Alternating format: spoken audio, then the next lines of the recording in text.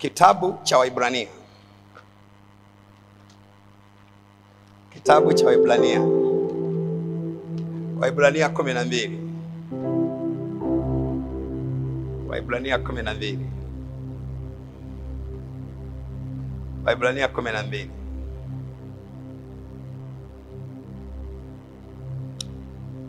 Nianzie mstari wa 14 ili tupate picha kamili ya kila ambacho Mungu ameweka moyoni mwangu kwenye ibada ya leo.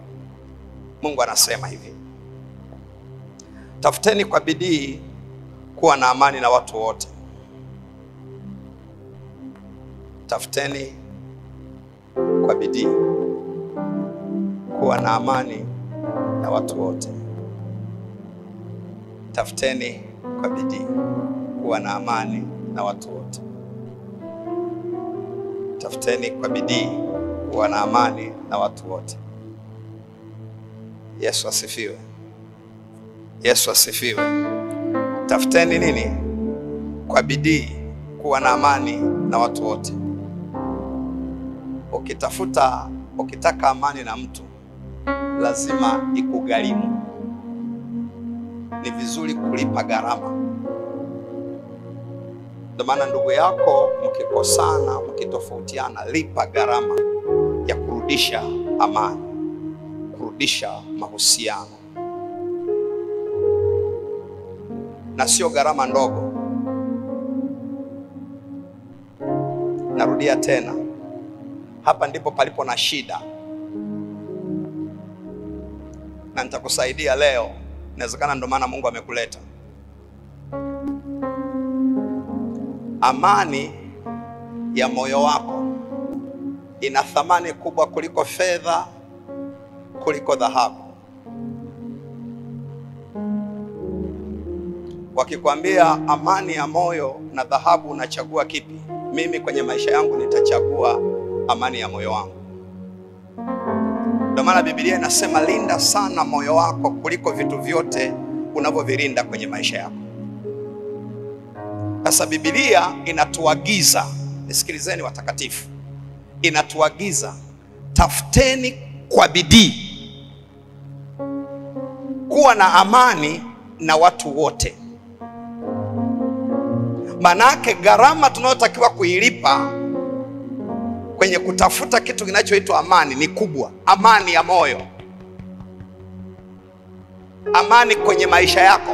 Nisikilize mtumishi wa Mungu, ili kazi unayoifanya ifanikiwe inategemeana na nguvu ya amani iliyoko ndani yako. Kuna mtu anasikia? Ili biashara yako ifanikiwe inategemeana na nguvu ya amani iliyoko kwenye maisha yako. Amani ya moyo ikiondoka, upako wa kufanya kazi unakufa. Nguvu ya kufanikiwa inakufa.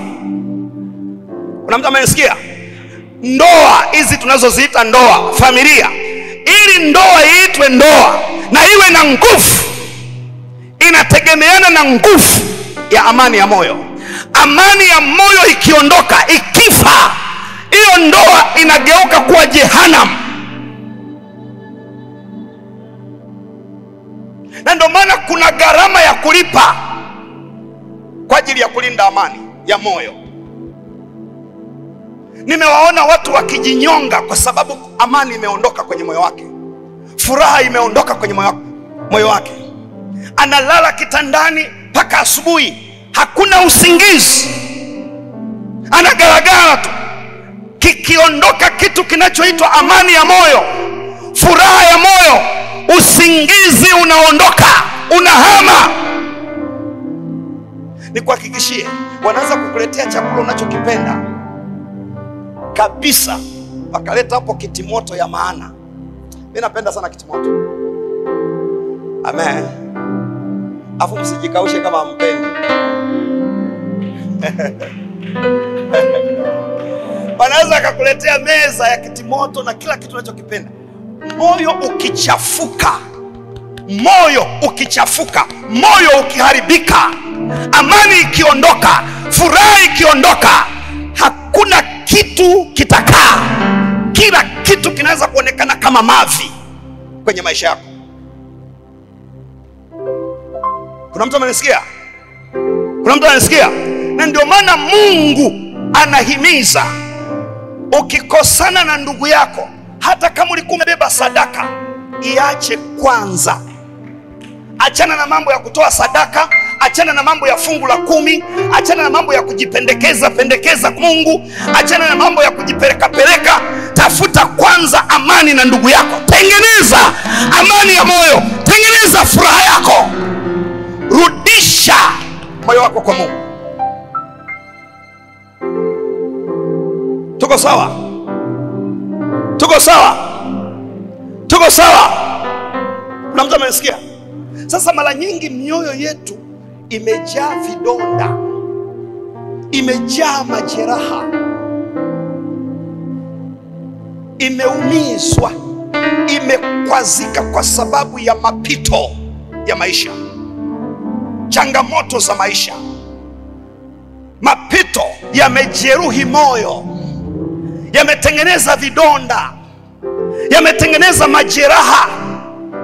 Hata nguvu ya kufanya kazi imekufa, hata nguvu ya kufanya biashara imekufa, hata nguvu ya ndoa imekufa, hata nguvu ya kusema ngoja nikamtembelee ndugu yangu imekufa.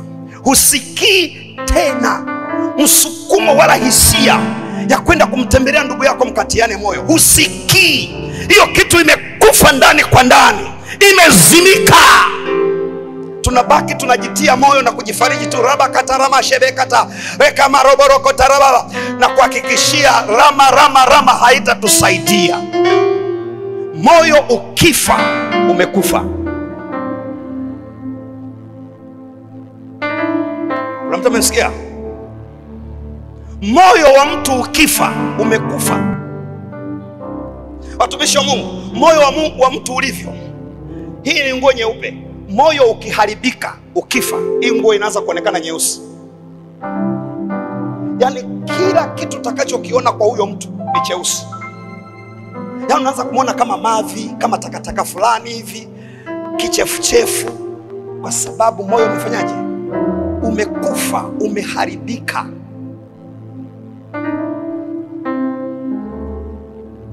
Ukristo wetu wa aina hiyo, hatuwezi kuona nguvu za Mungu. Roho Mtakatifu hawezi kukaa hapo. Matokeo yake tunaanza kuota ndoto, unaota fisi, unaanza kuota manyoka makubwa, unaanza kuota unakimbizwa kule kijijini kwenu, ulikuwa unachunga ng'ombe, unakimbizwa na ile ng'ombe dume, unakimbizwa kweli. Unaanza kuota ndoto mbaya za mapepo, za mashetani, za waliokufa. No, ukikutana sasa na watumishi wa Mungu wa leo, ukiangukia mikononi mwa watumishi wa Mungu wa leo wa kisasa, ukishawaambia tu nimeota ndoto kule kijijini kwetu, nilikuwa niko kijijini nachunga ng'ombe, nafukuzwa na fisi, atakwambia dala ya mayara Yesu, umeisha. Bibi yako mzaa baba yako alichukua jina lako, ndio akakutengenezea hicho kitu. Yaani hautafanikiwa kwa sababu ya hicho kitu. Ili tukiondoe hicho, tafuta milioni 2. Utazitafuta milioni 2, utapeleka na maisha yako yatabaki vile. Kwa nini? Ufalme wa Mungu ni ufalme wa kanuni. Haya maisha tunayoita maisha ni maisha yanayotakiwa yaende kwenye zile kanuni za Mungu. Kuna mtu amenisikia? Kuna mtu amenisikia? Kuna mtu amenisikia? Moyo ukiharibika, na moyo unaharibika kwa sababu ya maisha. Mapito ni mengi. Sisi sio malaika, lazima tukutane na mapito, tukutane na changamoto, tukutane na hili, tukutane na lile. Lakini unaulindaje moyo wako? Tafuta kwa bidii kuwa na amani, kwanza na Mungu, alafu na watu wote. Mwambie jirani yako, nataka amani na wewe. Sema tena, nataka amani na wewe. Nilienda Uchagani kwenye msiba mmoja kuwasaidia, walikuwa wanauguza mpaka yule ndugu yao akafa. Familia, mama yao anakufa, anaugua zaidi ya miaka 2, watoto 8 hawaonani, hawasalimiani, hawatembeleani, hawapigiani simu hata kuuliza mama anaendeleaje. Huyu mmoja aliyechukua jukumu la kukaa na mama, wamemwachia huo mzigo.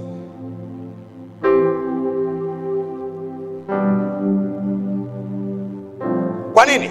Kila mmoja ana elimu, kila mmoja ana kazi, kila mmoja ana pesa, kila mmoja ana nafasi. Kwa kila mtu amejenga kimadhabahu chake kwenye kile kinafasi alicho nacho.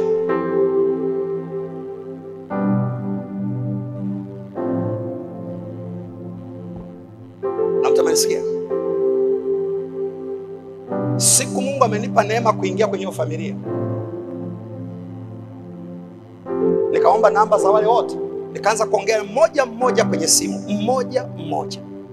Afu nikasema tukutane pale mama yenu anapoumwa. Afu wakaja wote, afu hawasalimiani. Wana miaka kama 5 hivi hawasalimianaga, hawazungumzaki.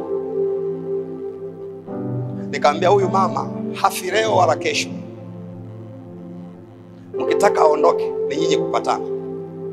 Msipopatana hii mtakesha nayo, kwa sababu nyinyi ndio mmefunga njia ya huyu mama asiondoke.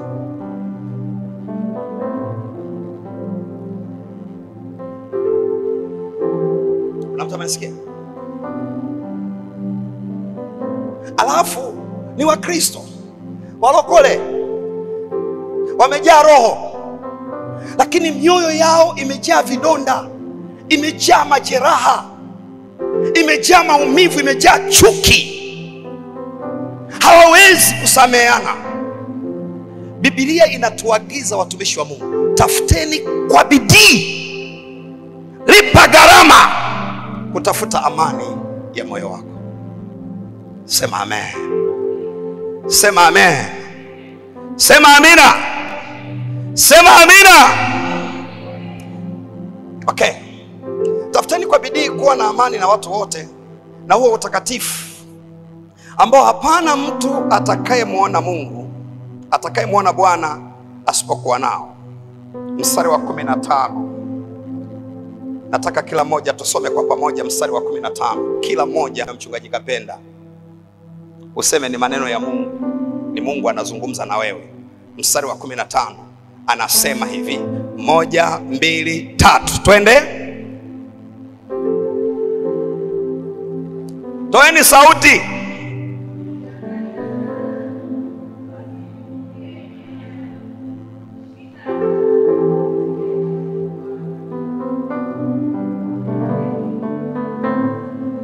Turudie tena mstari wa 15. Yaani soma kama vile umekasirika, kama vile unamfokea mtu. Amen.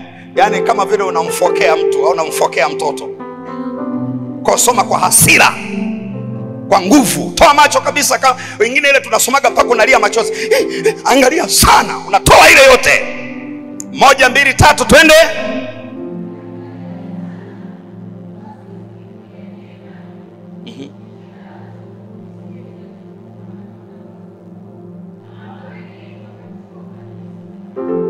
Turudie tena 1, 2, 3, twende.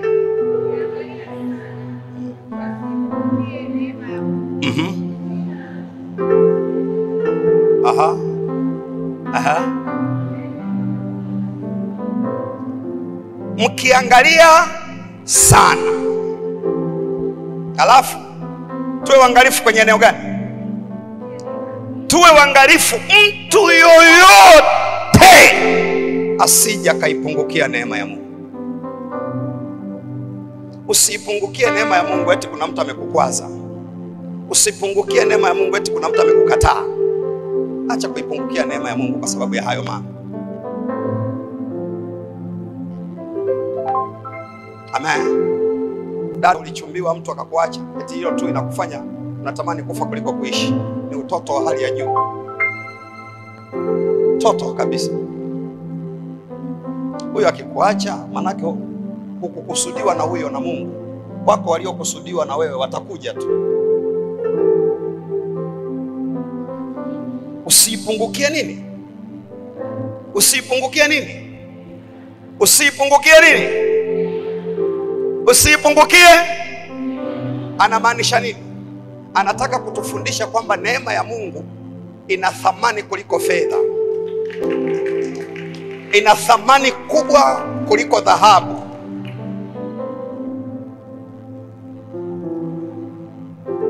Kwani kilichomfanya Yesu afe msalabani, alitengeneza nini pale? Pale msalabani alichokuwa nakitengeneza, kupigwa kote, kuteswa kote, ni nini kama sio neema? Fanya kazi, kwenye hiyo kazi yako usipungukie nini? Neema ya Mungu. Fanya biashara kwa bidii, kwenye hiyo maisha yako usipungukie nini? Acha wakukanyage, acha ukutane na vikwazo, ukutane na majaribu, ukutane na changamoto, ukutane na njaa, ukutane na dhiki, ukutane na mateso, lakini hakikisha hauipungukii neema ya Mungu. Kwa sababu neema ikipungua, Biblia inasemaje? Kuna kitu kinaitwa shina la nini? La uchungu. Shina la uchungu likiota ndani yako, kila kitu utakiona shetani. Narudia tena. Shina la uchungu likiota ndani yako, kila kitu utakiona nini? Utakiona ni shetani. Kila kitu utakiona ni shetani. Na utaona watu wote ni wabaya huku duniani, kwa sababu ndani kuna kitu kinaitwa shina la nini? La uchungu. Kukutana na mama mmoja, kasimama kanisa sasa, jamani tuwaombee wanaume. Wanaume ni mashetani. Wanaume wote ni mbwa. Sasa tukashangaa, mbona amekuja kwa hasira na maneno makali? Tutubu kwa ajili ya wanaume jamani. Wote tulioolewa wanawake, tutubu kwa ajili ya wanaume. Wanaume sio waaminifu. Wanaume wanaumiza. Watu wakaingia maombi. Baba walikuwa hawaombi, walikuwa wanalia. Kuna tofauti ya kuomba na kulia. Ukimwona mtu Yesu, Yesu wewe, Baba mbinguni, Yesu, huyo haombi. Huyo anatoa uchungu. Yale ni maumivu yanamtoka, vile ni vidonda, ametibua nyongo. Tuko sawa? Tuko sawa? Walipoingia kwenye maombi, wote wamelala chini, kila mtu analia. Hata ukimaliza maombi ukimuuliza ulikuwa unaombea nini, hakumbuki. Anachokumbuka alikuwa analia. Tuko sawa? Uchungu, shina la uchungu linatengenezwa na moyo wa kukosa toba ya kweli.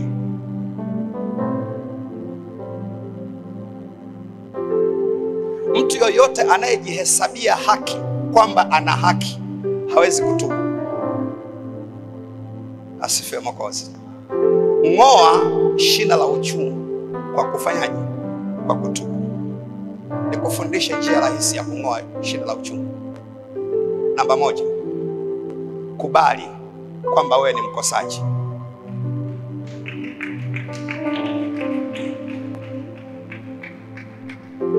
Namba 1, kubali kwamba wewe ni mkosaji.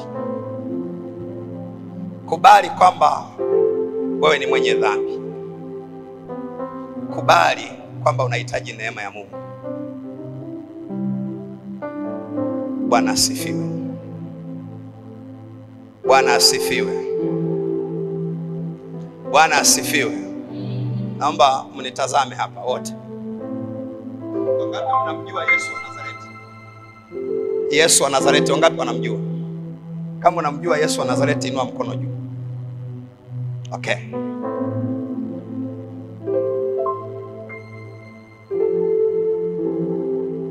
Kwanza wakamkamata, wakamshtaki mashtaka ya uongo. Hakujibu neno. Wakampeleka msalabani. Wakati wanampeleka msalabani, wamemshtaki ala mashtaka ya uongo, walimbebesha msalaba. Nazungumza na wewe.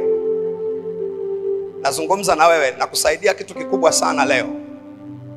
Wakati amebebeshwa msalaba, kwa mashtaka ya uongo, alitokea mtu mmoja anaitwa Simoni Mkerene. Msomaji wa Biblia mnamfahamu, sio? Yule baba alitoka shamba, akakutana na hilo zahama njiani. Yesu amebebeshwa msalaba, anapigwa viboko 39 pale, wanamzomea kwa makosa ya uongo ya kusingiziwa. Yule baba aliamua kubeba msalaba wa Yesu. Manake aliamua kumsaidia Yesu, kumtia moyo kwenye maumivu yake. Naongea na wewe? Naongea na wewe? Naongea na wewe? Naongea na wewe? Akajikuta Simoni Mkerene naye anakula matusi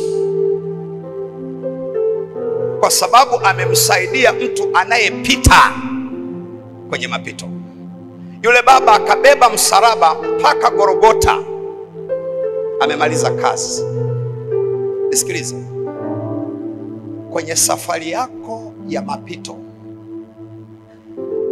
ukitaka kuondoa shina la uchungu, heshimu sana wale watu ambao Mungu anawainua kukutia moyo wakati unapita kwenye wakati mgumu. Wale wanakuaga ni malaika.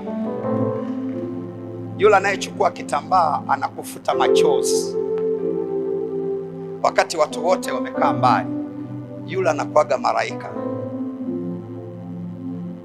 Amekuja kukusaidia wewe kwenye hiyo safari.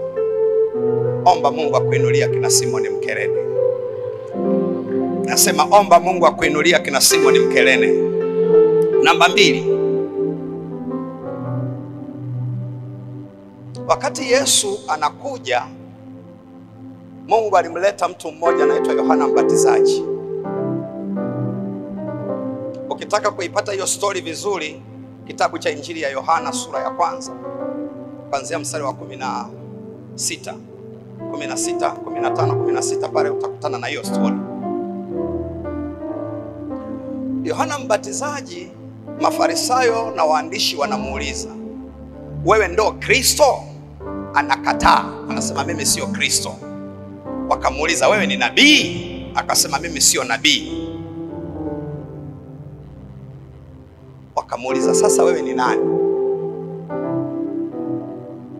Jibu la Yohana Mbatizaji akasema hivi, mimi ni sauti ya mtu aliaye nyikani. Kazi yangu, wito wangu, huduma yangu, mimi nimekuja ili kuitengeneza njia ya Bwana ya kupita. Kuna mtu mmoja ananiambia amina. Mimi kazi yangu ni kumtengenezea huyu njia, ndio wito wangu. Akifanikiwa huyu, nimefanikiwa mimi. Akiinuliwa huyu, nimeinuliwa mimi. Mimi kazi yangu ni kuitengeneza njia ya huyu mtu ya kupita na kuyanyosha mapito yake. Mtu mmoja aseme amina kama ananisikiliza vizuri. Mtu mmoja aseme amina. Mtu mmoja aseme amina. Mungu huinua akina Yohana Mbatizaji kwenye maisha yako, watu watakaosema badala yako, watu wanaoweza kutafsiri ndoto yako, wakatafsiri maono yako, wakatafsiri mapito yako.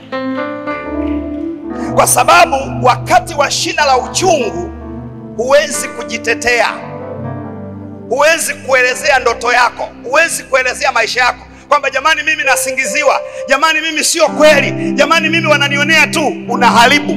Lazima Mungu ainue akina Simoni Mkerene watakaobeba maisha yako, watakao kutia moyo, watakao simama na wewe, watakao kusaidia mpaka pale ulipokusudiwa. Lazima Mungu ainue akina Yohana Mbatizaji, watu ambao watatafsiri ndoto yako, watatafsiri maono yako, watatafsiri mapito yako, watatafsiri maumivu yako. Ukifanikiwa wewe, wamefanikiwa akina Yohana Mbatizaji. Kuna mtu amenisikia? Omba Mungu akuinulie akina Yohana Mbatizaji. Una ndoto kubwa, ila umekosa mtu anayeweza kuitafsiri ndoto yako. Umekosa mtu anayeweza kutafsiri maono yako. Umekosa mtu anayeweza kutafsiri mapito yako na changamoto zako, akazitafsiri kwa lugha ya rohoni, na akasimama na wewe kuhakikisha upako unakuvusha kwenye kile unachokipitia. Mtu mmoja aseme amina tena. Piga kelele kama mmenielewa. Piga kelele kama mmenielewa. Ukiwa kwenye hali ya mapito, shina la uchungu likiwa ndani yako, Mungu huwainua kina Haruni. Musa alikuwa na kigugumizi, na kwa sababu ya mapito aliyoishi kule Misri kwa Farao na njia aliyoipitia, hali yake ilikuwa ngumu sana ya maisha. Mungu alipomuita, Musa alikuwa wazi sana, kama Mungu, mimi nakuhakikishia haya mambo siyawezi. Kwenda kwa Farao siwezi, kuongea siwezi. Mimi mambo ya haya siyawezi. Kwanza nina kigugumizi, ndio udhaifu wangu. Mungu alimuinua Haruni akawa kinywa cha Musa. Yale maneno ya kigugumizi tamaliza saa ngapi? Ilibidi atafute msemaji mzuri. Huyu akikuelewa, Haruni akisha kuelewa kile unachomaanisha, yeye atatiririka, atayapangilia vizuri, atayaeleza kwa watu na kwa wazee wa Israeli. Wataelewa kwamba huyu bwana alichoitiwa ni hiki, alichokusudiwa na hiki, ndoto yake ni hii, wito wake ni huu, kinachotesa moyo wake ni hiki. Piga kelele, sema amen. Sema amina. Sasa huduma nyingi zinakufa kwa sababu hatuna kina Simoni Mkerene. Mapito mengi yanatuua kiroho kwa sababu tumekosa watu wanaweza kunyosha mapito yetu na kunyosha njia ya Bwana. Mtu mmoja aseme amina. Mtu mmoja aseme amina. Wangapi wanamjua Daudi? Daudi wa Biblia. Daudi alipita kwenye kipindi kigumu sana mpaka shina la uchungu likataka kumuua. Mungu alimuinua Jonathan, mtoto wa Sauli. Jonathan akampenda Daudi kama roho yake. Alimpenda kama moyo wake mwenyewe, mpaka akatengeneza uadui na baba yake Sauli kwa sababu ya Daudi. Biblia inasemaje? Jonathan akampa Daudi moyo wake, alafu akampa kanzu, akamvalisha, akampa mshipi, akamfunga kiunoni mshipi, akamtia moyo, alafu akampa upanga kwa vita, alafu akamwambia, tuko pamoja, ninakupenda kama roho yangu. Unamuona Daudi ana nguvu, nyuma yake alikuwepo Jonathan.